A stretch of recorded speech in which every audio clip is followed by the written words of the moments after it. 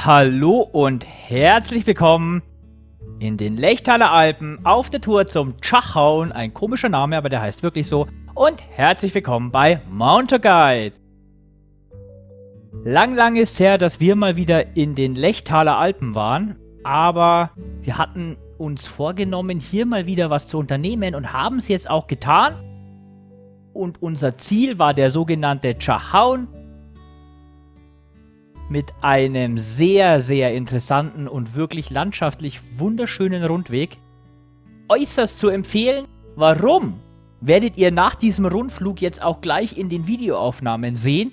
Zeitgleich werde ich euch natürlich wie immer etwas über diese Tour erzählen, damit ihr sie entweder nachgehen könnt oder wenn ihr sagt, nee, lieber doch nicht, dann halt nicht. Das ist eure Entscheidung. Kurz vorab, lasst doch bitte ein Abo da, Kommentare für diese Tour über die Gegend. Ich freue mich immer, wenn ich welche lesen kann. Ich versuche auch zu antworten, sollte es etwas zum Beantworten geben. Wie gesagt, ich würde mich sehr freuen. Dann komme ich jetzt mal zum Wesentlichen, und zwar die Tour zum Tschachaun. Der Tschachaun lässt sich über zwei Seiten besteigen. Einmal über das Örtlein Namlos. Vielleicht kennt ihr die Namenloser Wetterspitze, die ist hier auch beschildert mit 5 Stunden. An dieser namenlosen Wetterspitze, sehr bekannt in den Lechtaler Alpen, wandert man vorbei und man geht denselben Weg bis zu einer gewissen Stelle. Dort kreuzt sich dann der Weg und man geht Richtung Tschachaun bzw. Anhalterhütte, oder wenn man dann abzweigen würde, könnte man die namenlose Wetterspitze mitnehmen. Faselfalltal ist unser Abstiegsweg. Ich kann mir den Namen kaum merken, genauso wie ich mir den Aufstiegswegnamen kaum merken kann. Ich glaube, das ist das Brennhüttental, über das wir aufgestiegen sind. Sprich, die rechte Seite des Mitterberges haben wir als Tal durchquert. Hier gibt es Folgendes dazu zu sagen. Der Weg an sich ist relativ einfach, also es gibt keine Kletterstellen oder sonst was. Man muss aber aufpassen, in diesem Tal kann sich die Wegkonstellation jährlich ändern.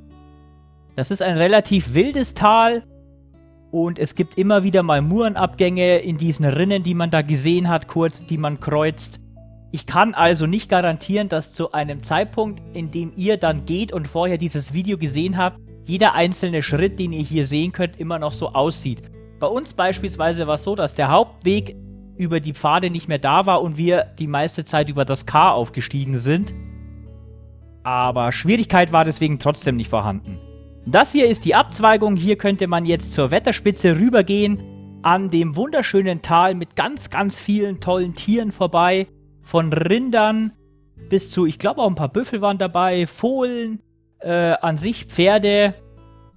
So, sie hat es mir 3-mal gesagt, welche Rasse das war. Ich hab's vergessen. Gut, in die Kommentare damit. Hier ist die Anhalterhütte, warum sie so heißt. Ich kann es mir nur denken. Anhalter, okay. Eine wunderschön gelegene Hütte, muss ich sagen. Umringt von der Gabelspitze mit dem Ziel, dem Tschachaun direkt nebendran. Das war dieser Grashügel, den man gerade gesehen hat. Von der Hütte aus führt der Pfad weiter Richtung Gipfel. Von der Schwierigkeit her nimmt es nicht mehr zu. Von dem her sollte es machbar sein. Warum ich diese Tour aber als Mittel einstufe, ist also zum einen, wie ich schon erwähnt habe, der etwas manchmal unübersichtliche Weg in den Tälern, einfach weil nicht jedes Jahr komplett die Wege neu gemacht werden können und sich hin und wieder die Pfade etwas verändern können.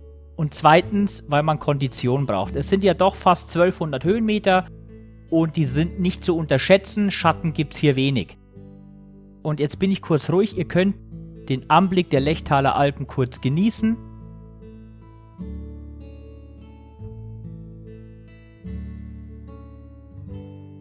Das hier mit Abstand der geilste Gipfel in dieser Umgebung, muss ich sagen. Namenlose Wetterspitze.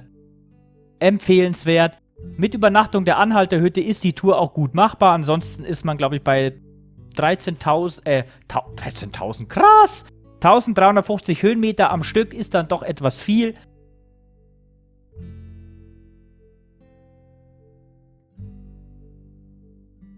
Nun gut, das ist dann der Rundumblick am Gipfel für euch gewesen. Wir haben zu diesem Zeitpunkt dann zum Spaß noch den Imster Mitterberg mitgenommen. Wird es als eigenes Video aber geben, habe ich jetzt hier nicht mit reingenommen.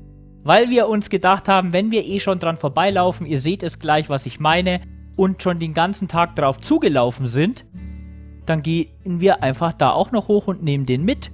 Denn hier sieht man schon den Pfad links. Ist nicht so wichtig, er hat kein Kreuz, deswegen habe ich ihn jetzt hier nicht mit reingenommen. Ich mache aber ein eigenes Video draus. Wer möchte, geht hier links, der kann dann da hoch. Achtung, sehr heiß, sind Latschenkiefern. Oder er zweigt rechts ab und folgt dem Pfad bergab über das Faselpfeiltal. Ich hoffe, das war jetzt richtig. Und hat dann jedes Mal die Nordflanke des Tschachaun im Blick, die wesentlich brachialer aussieht als der Wiesenhang von der anderen Seite. Und letzten Endes, was man auf dem Hinweg früh morgens, wie wir gegangen sind,